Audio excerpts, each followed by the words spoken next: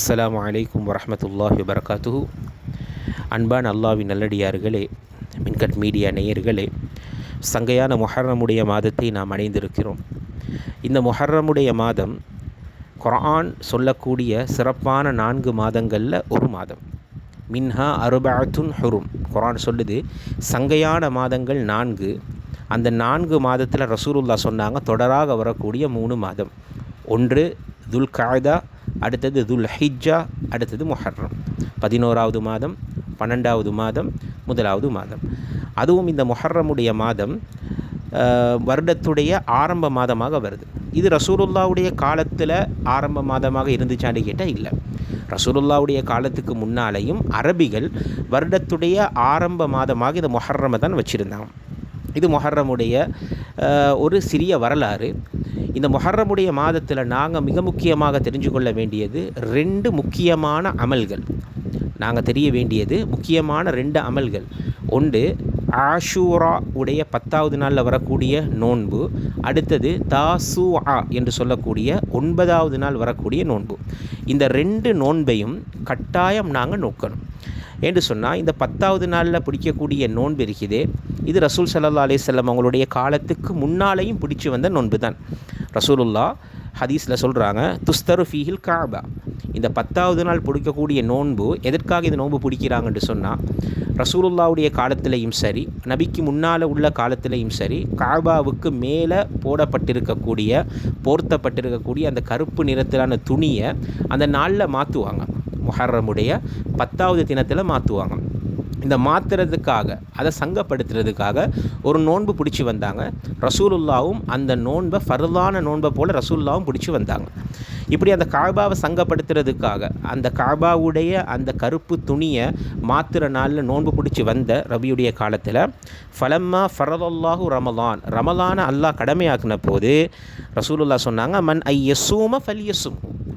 யார் நாடுறீங்களோ, யார் இந்த நாளில் நோன்பு பிடிக்க நாடுறீங்களோ நோன்பு பிடிச்சிக்கோங்க. ஏன்னா ஃபர்லான ஒரு மாதம் நோன்புக்குண்டு வேறையாக வந்துட்டு, யாரெல்லாம் இந்த முஹர்ரமுடைய மாதத்தில் 10வது நாளில் நோன்பு பிடிக்க நினைக்கிறீங்களோ நீங்கள் நோன்பு பிடிச்சிக்கோங்க.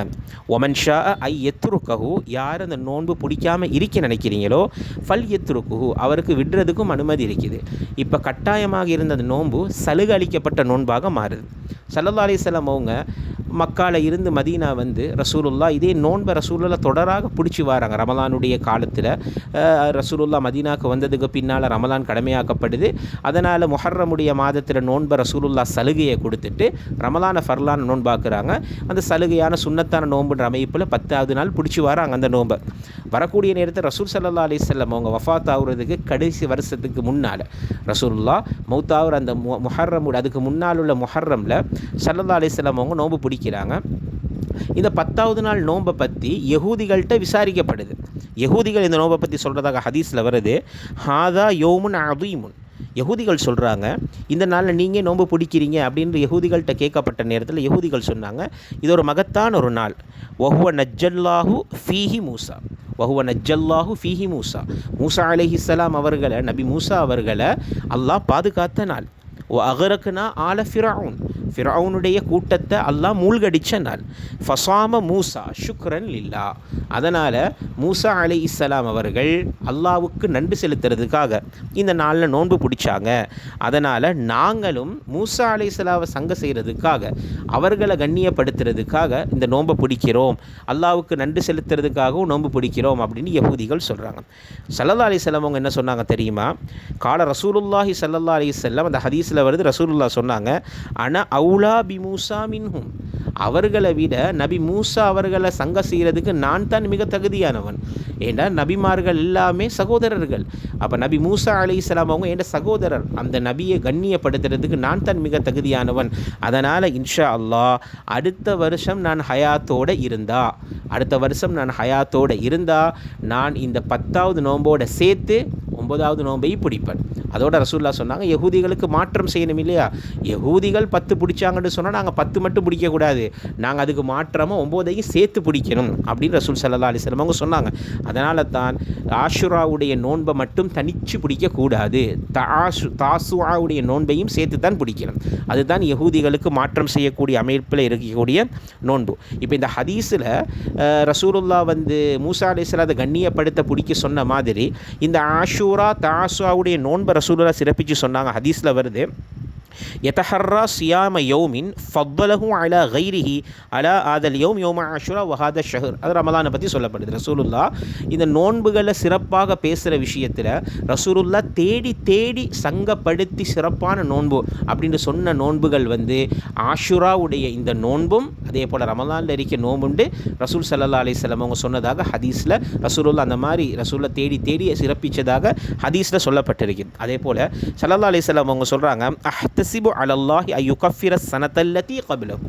நான் அல்லாஹ் கிட்ட ஆதரவு வைக்கிறேன், அல்லாஹ் கிட்ட நான் கேட்குறேன் எப்படின்னு சொன்னால், நான் இதை பிடிக்கிற இந்த நோம்பால் அல்லாஹ் இதுக்கு முன்னால் நடந்த அந்த எப்படி நாங்கள் அரஃபாவுடைய தினத்தில் நாங்கள் நோன்பு நோற்றா அது முன்னால் ஒரு வருஷத்தில் பாவத்தையும் இன்ஷா அல்லாஹ் பின்னால் வரக்கூடிய ஒரு வருஷத்துடைய பாவத்துக்கும் அது பரிகாரமாக இருக்குதோ, அதே போல் ரசூல் ஸல்லல்லாஹு அலைஹி வஸல்லம் அவங்க சொன்னாங்க, இந்த ஆஷுராவுடைய நோன்பை தாசுஆவுடைய நோன்பை நான் பிடிக்கிறதால அல்லாஹு ரப்புல் இஸ்ஸத் என்னுடைய அந்த முன்னால் செஞ்ச அந்த வருடத்துடைய பாவத்தை அல்லாஹ் மன்னிக்கணும்னு நான் ஆதரவு வைக்கிறேன் அப்படின்னு சொன்னாங்க. எனவே சங்கையானவர்களே, அல்லாஹ்வின் நல்லடியார்களே, அதே போல் ஹதீஸ்லேயும் வருது, யுகஃபிரு சனத்தல் மாதி, கடந்து போன அந்த வருடத்துடைய பாவங்கள் அல்லாஹ் மன்னிக்கிறான். இந்த சுன்னத்தான ஆஷுராவுடைய நோன்பை நாங்கள் பிடிக்கிறதால கடந்த அந்த வருடத்துடைய பாவங்கள் எல்லாம் நாங்கள் தௌபா இஸ்திக்ஃபார் செய்யாமே அல்லாஹ் மன்னிக்கிறான்னு சொன்னால் சிறு சிறு பாவங்களை. சுப்ஹானல்லாஹ். அப்போ இந்த நோன்பு எவ்வளோ பெரிய ஒரு பிரயோசனமான நோன்பு. அதே போல் சங்கையானவர்களே, எப்படி முஹர்ரமுடைய மாதத்தில் நாங்கள் அமல்ன்ற அமைப்பில் இந்த ஆஷூரா தாசுஆ உடைய நோன்பை நாங்கள் பிடிக்கிறோமோ, அதே போல் இந்த முஹர்ரமுடைய மாதத்தில் இன்னும் ஒரு சிறப்பு இருக்குது.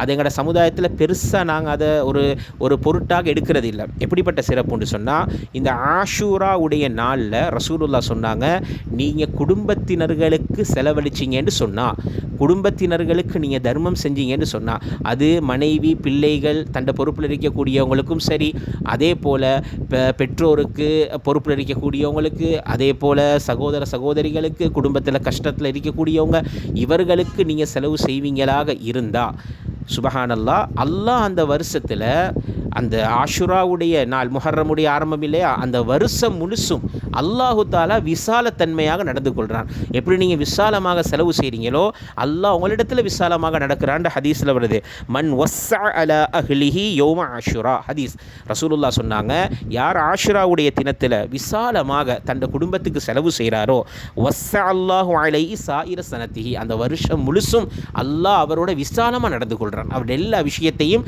அல்லாஹ் விரிவாக்கி பரக்கத்தாக ஆக்கி கொடுக்குறான். அதே போல் ஸல்லல்லாஹு அலைஹி வஸல்லம் அவங்க சொன்னாங்க, இது அல்லாஹ் ஆக்கி கொடுக்குறான்னு சொன்னாங்க ரசூலுல்லாஹ். அது வேறு மாதிரியும் ரசூலுல்லாஹ் சொல்லி காட்டினாங்க, மன் வஸ்ஸஅ அலா இயாலிஹி, யார் தன்னுடைய குடும்பத்துக்கு தாராளமாக இந்த ஆஷுராவுடைய தினத்தில் செலவு செய்கிறாரோ, யௌம ஆஷுரா செலவு செய்கிறாரோ, லம் தஸல், அவரும் அதே போல் ஹதீஸில் வருது, லம் யஸல் சாயிர சனத்திஹி, ஏனைய காலங்களில் அவரும் தாராளமாக செலவு பண்ணுற அளவுக்கு வசதி எல்லாம் கொடுத்துட்றான் அவருக்கு. அதாவது இந்த ஹதீஸுடைய கருத்து, அவர் இப்படி செலவு செஞ்சால் அவர் ஏனைய காலங்கள்லையும் தாராளமாக செலவு செய்யக்கூடியவராகத்தான் இருப்பார் அப்படின்னு ஹதீஸ் வருது. அல்லாஹ் அந்த அளவுக்கு அவருக்கு வசதியையும் செல்வத்தையும் கொடுக்குறான். சங்கையானவர்களே, அல்லாஹ்வின் நல்லடியார்களே, நாங்கள் ரமலானுடைய மாதத்தில் சிறப்பாக சதக்காக்கள் தர்மங்கள் செய்கிறோம். இதே போல் கடந்து சென்ற துல்ஹிஜ்ஜாவுடைய மாதத்திலையும் பயான்களில் சொல்லப்பட்டது, முஹர்ரமுடைய முதல் 10 அல்லாஹ்வுக்கு மிக விருப்பமான 10 படைக்கப்பட்ட நாட்களில் நீங்கள் ரமலானில் மட்டும் தர்மம் செஞ்சால் இந்த காலத்து இந்த 10 நாளில் செய்கிற தர்மம் இருக்குதே, அதுவும் அல்லாஹ்விடத்தில் மிக சிறப்பான தர்மம். அது அந்த 10 நாளில் செய்யக்கூடிய எந்த இபாதத்தாக இருந்தாலும் ஏனைய காலங்களில் செய்கிறத விட அல்லாஹ்வுக்கு மிக விருப்பமானது அப்படின்ற அமைப்பில் நாங்கள் செஞ்சோம் இல்லையா. அதே போன்று மாஷா அல்லாஹ் இந்த ஆஷூராவுடைய தினத்தில் நாங்கள் குடும்பத்தினர்களுக்கு செய்யக்கூடிய தர்மம், நாங்கள் செய்யக்கூடிய அந்த சதக்கா, நாங்கள் செய்யக்கூடிய அந்த செலவை விசாலமாக செய்யணும், பரக்கத்தாக செய்யணும். மாஷா அல்லாஹ், அல்லாஹ் அந்த வருஷம் முழுதும் அல்லாஹ் விசாலத்தன்மையாக நடக்கிறான். வலில்லாஹி ஹஸாயினு ஸமாவாதி வல் அர்த், வானம் பூமிகளுடைய ஹஸானா சாவி, அந்த ஹஸானாவுடைய சாவி அல்லாஹ்விடத்தில் இருக்குது இல்லையா. இந்த வானம் பூமிகளுடைய சாவி அல்லாஹ் கொடுக்க நினச்சா யாரும் தடுக்க இயலாது. அப்போ அந்த ஹசானா அல்லாஹ் விசாலமாக நடக்கிறதா இருந்தால் அல்லாஹ் வாரி வாரி கொடுக்க ஆரம்பித்தான்னு சொன்னால் அது துனியாவில் நாங்கள் போதும்ன்ற அளவுக்கு அல்லாஹ் எங்களுக்கு அள்ளி கொடுக்க அல்லாஹ் போதுமானவன். எனவே சங்கையானவர்களே, அல்லாஹ்வின் நல்லடியார்களே, இந்த முஹர்ரமுடைய மாதத்தில் வெறுமனே இது முஹர்ரம் வந்தது, இது புது வருஷம் அப்படின்னு நாங்கள் இருந்துடாமல், இந்த முஹர்ரமுடைய மாதம் ஒரு சங்கையான மாதம். இந்த முஹர்ரமுடைய மாதம் சங்கையான 4 மாதங்களில் ஒரு முக்கியமான மாதம். அதே போல் வருடத்துடைய ஆரம்ப மாதமாக இருக்கிறது. இதில் அமல் செய்யக்கூடிய விஷயத்தில் மிக முக்கியமாக 2 விஷயத்தை நாங்கள் கவனத்தில் எடுக்கணும். ஒன்று ஆஷூரா உடைய தினத்தில் வரக்கூடிய நோன்பு, இன்னும் ஒன்று தாசுஆ உடைய தினத்தில் வரக்கூடிய பிறை 9, பிறை 10 வரக்கூடிய நோன்பு. அதாவது அநேகமாக இன்ஷா அல்லாஹ் வரக்கூடிய ஜூலை மாதம் 5ஆம் திகதி 6ஆம் திகதி வாயில் நோன்பு இருக்கும். 5ஆம் திகதி பகல் நேரத்தில் நோன்பு நோற்றவர்களாக இருக்கணும் இன்ஷா அல்லாஹ். அதே போல் 6ஆம் திகதி பகல் நேரங்களில் நோன்பு நோற்றவர்களாக இருக்கணும். அப்போ இதுதான் அந்த சரியான தினமாக இன்ஷா அல்லாஹ் வரும். அநேகமாக 5ஆம் திகதியும் 6ஆம் திகதியும் வருது. சங்கையானவர்கள், அந்த நான்களை நான் நோன்பு நோட்பது மட்டுமல்லாமல் 6ஆம் திகதி இன்ஷா அல்லாஹ் 6ஆம் திகதி இந்த ஆஷுராவுடைய தினத்தில் குடும்பத்தினர்களுக்கு விசாலமாக செலவு செய்தான்னு சொன்னால் அல்ஹம்துலில்லாஹ் அல்லாஹ் எங்களோட விசாலத்தன்மையாக நடந்து கொள்கிறார். அதுபோன்று நல்ல பலன்களையும் எல்லாம் வல்ல அல்லாஹ் எல்லா ஹைராத்துகளையும் நலவுகளையும் நம் அனைவருக்கும் வாரி வழங்குவானாக. அஸ்ஸலாமு அலைக்கும் வரஹ்மத்துல்லாஹி வபரகாத்துஹு.